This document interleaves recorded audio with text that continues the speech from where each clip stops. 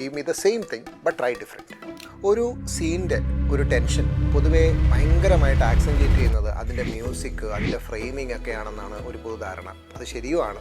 പക്ഷേ ചില സമയങ്ങളിൽ അത് ഓവർഡു ചെയ്യാറുണ്ട്. ഇപ്പോൾ ഉദാഹരണത്തിന് ഒരു റേപ്പ് സീൻ വരുമ്പോൾ എല്ലാവരും ചെയ്യുന്നത് ഒന്നില്ലെങ്കിൽ ആ ഫ്രെയിം മാറ്റി വയ്ക്കുകയോ അല്ലെങ്കിൽ പൊതുവേ അവിടെ കട്ട് ചെയ്യുകയോ, സെൻസറിങ് ഭയന്നായിരിക്കാം പലപ്പോഴും അത് കട്ട് ചെയ്യുകയോ ചെയ്യാനാണ്. ഇല്ലെങ്കിലുള്ളത് മ്യൂസിക് ഭയങ്കര ഹെവി ആയിട്ട് കൊടുക്കും, ഒരു വയലിൻ സ്ട്രിങ്ങോ ഒക്കെ വെച്ചിട്ട്. പക്ഷേ വേറൊരു രീതിയിലും അത് ചെയ്യാൻ പറ്റും. ഇപ്പോൾ ഉദാഹരണത്തിന് ഇതേ പറയുന്ന റേപ്പ് സീൻ നടന്നുകൊണ്ടിരിക്കുകയാണെന്ന് വിചാരിക്കും. അവിടെ മ്യൂസിക്കിന് പകരം വളരെ നേർത്തമായിട്ടുള്ള ഒരു ലല്ലബി, ഒരു താരാട്ടുപാട്ട് പോവുകയാണെങ്കിൽ എത്രത്തോളം അത് ഡിസ്റ്റർബിംഗ് ആയിരിക്കും.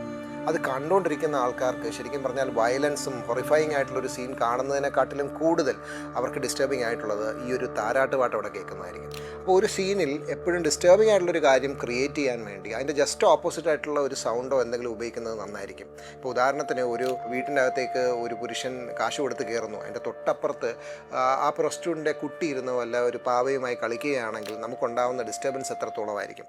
അപ്പോൾ അടുത്ത പ്രാവശ്യം ഇങ്ങനെയുള്ള സീനുകളൊക്കെ ഫോർമുലേറ്റ് ചെയ്യുമ്പോൾ ഒന്നിൻ്റെ ജസ്റ്റ് ഓപ്പോസിറ്റ് ആയിട്ടുള്ള ഒരു കാര്യം ട്രൈ ഔട്ട് ചെയ്യുക. അതായത് give me the same thing but try different.